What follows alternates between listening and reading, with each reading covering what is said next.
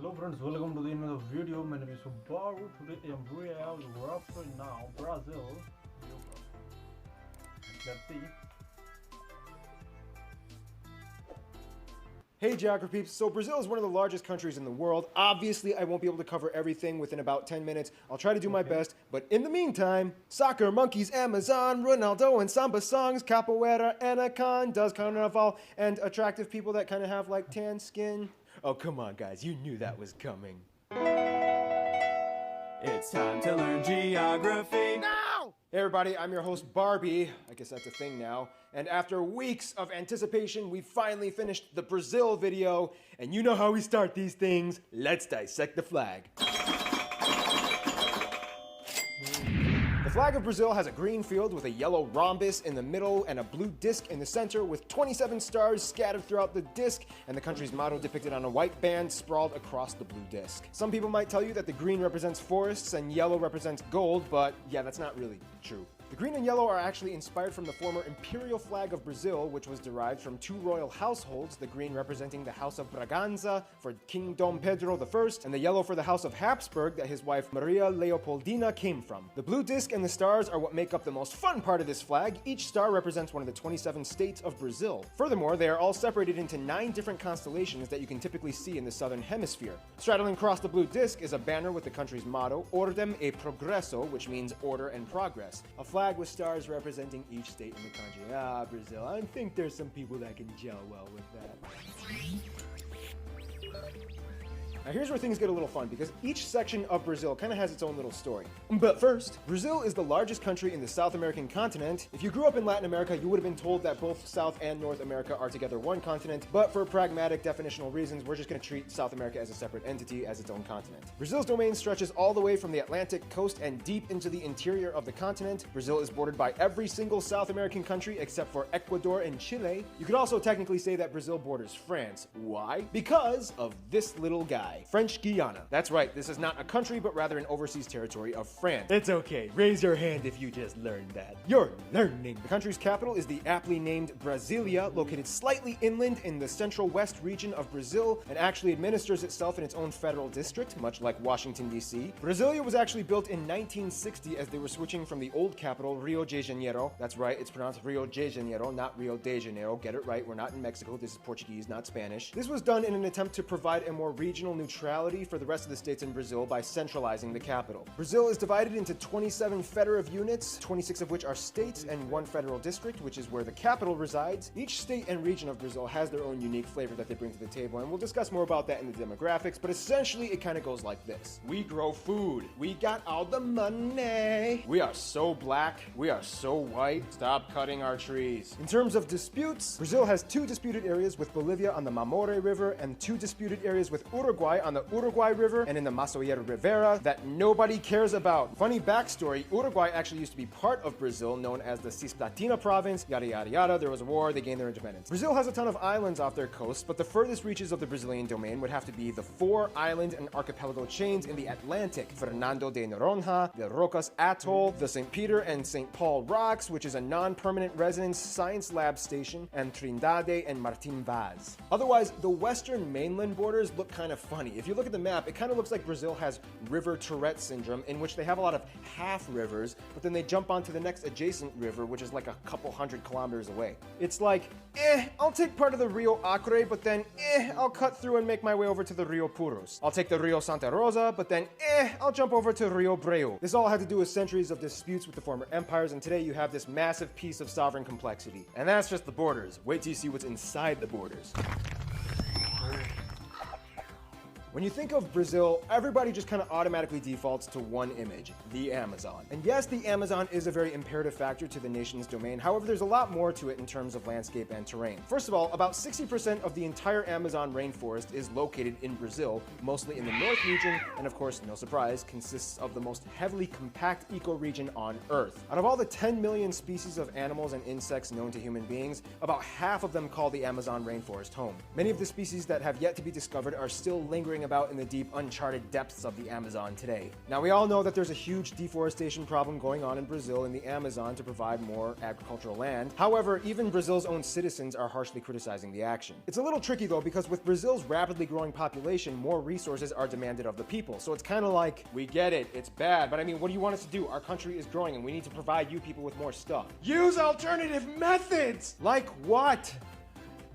We're working on it! Otherwise, outside of the Amazon, the rest of the country has a vast array of contrasting scenery almost equally as fascinating. Along the coast, you have the Mata Atlântica, or the Atlantic Forest, the Cerrado, or the tropical savannas in the center. This is also the area where most farms and ranches can be found. Also, keep in mind, Brazil is one of the top countries in meat production and exports. In the south, you have the Araucaria, or the pine evergreen forests. In the north, you have the small mountains, especially close to the border of Venezuela, in which you can find one of the most notable natural landmarks being the tri-point border between Venezuela, Guyana, and Brazil, Mount Roraima, even though Brazil only owns about 5% of the mountain. But still, it counts! Roraima is one of the strangest looking flat-top plateau mountains with vertical cliffs almost perpendicular to the ground, earning it the label as one of the hardest mountains to climb. Fun side note, Mount Roraima was one of the areas that inspired the scenery for the Pixar movie Up, which is a great movie. By the way, go ahead, watch it. And with that said, Pixar and Disney, you can't sue me for copyright infringement rights for using a clip of your movie in my corner box here, because in accordance with fair use limitation rights, I commented and gave a critique on your material.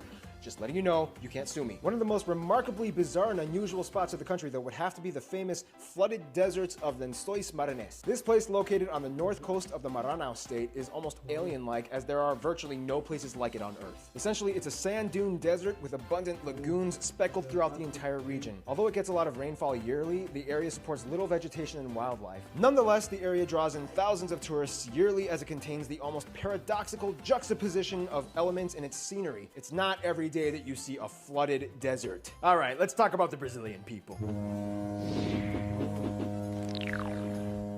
Biscoito, bolacha, biscoito, bolacha. Yeah, we'll explain what that means in a little bit. But first, now of course Brazil is incredibly diverse, but before we get into that little pie graph thingamajiglet that we always do here in the demographics section, I feel like it's very crucial to mention one important thing about Brazil's people. Now, everybody knows that one of the most dramatically unique traits of Brazil would have to be its people. When asked, what do you think a Brazilian looks like? The stereotype is somebody with a perfectly bronzed, toned body and with slight Germanic features. One reason why this stereotype has been perpetuated so extensively is because, in a strange way, it's kind of true. Over the course of a few hundred years since colonization, Brazil's population has actually virtually invented an entirely new race that never exactly existed before, and it makes up nearly half of the entire population. I'm talking about the Pardo people. Now, although the definition is vague and up for relative dispute, essentially this is the easiest way I can describe it. Pardo people are kind of like people that are either too white to be black or too black to be white, and there's probably a little bit of Amerindian in there. That being said,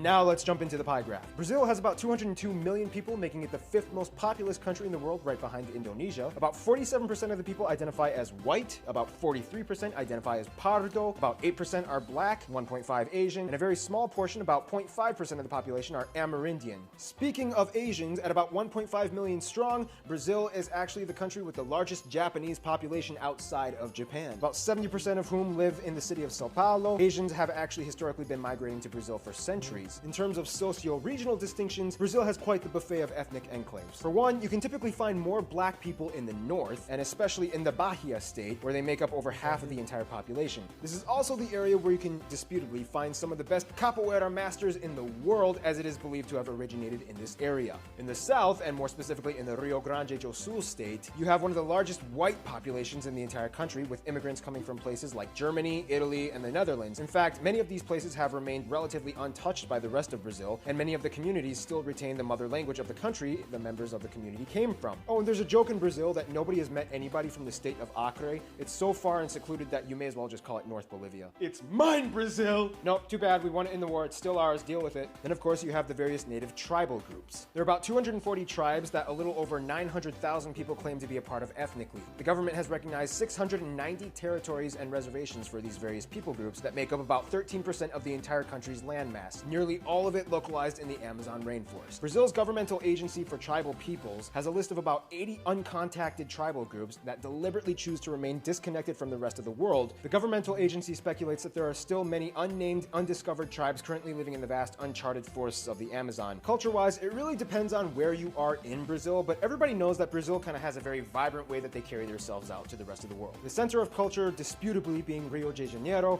and the economic capital being Sao Paulo. Most of the population lives within driving distance of the coasts, so there is, in a sense, a prevalent beach culture, especially for the people on the east side of the country. Not everybody in Brazil loves soccer. In fact, many places prefer basketball, and skateboarding has actually been a huge thing that's been exploding over the past few years. And no, not everybody has been to a carnival. Oh, and another thing, there's currently a war going on in Brazil. It's been very brutal, it's been going on for decades, and it's getting quite intense right now. I'm talking about the cookie war. In Brazil, people will ridicule you if you pronounce the word for cookie differently from them, and especially it's a whole Rio versus Sao Paulo thing. People in Sao Paulo will call it bolacha, and the people in Rio will call it biscoito. This conflict has led to the violence and deaths, leading in the victimization of people caught in the crossfire, and you almost fell for it, didn't you?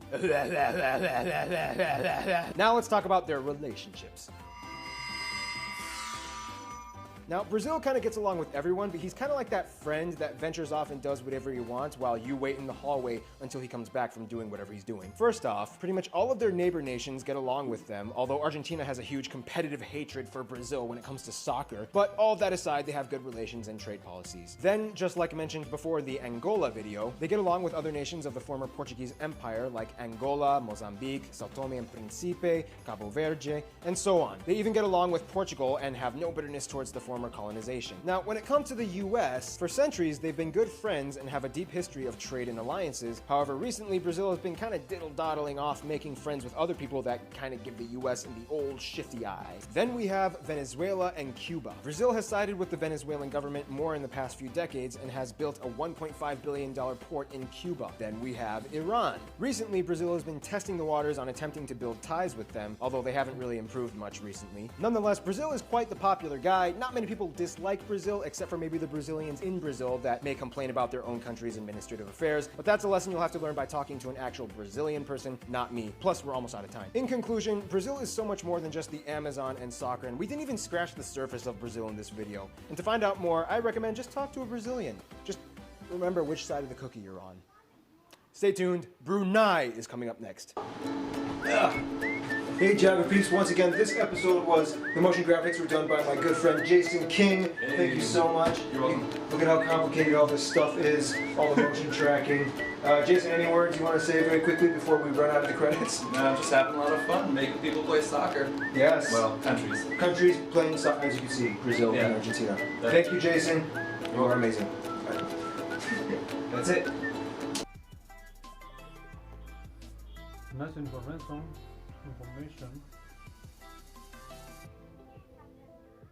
Thanks for watching.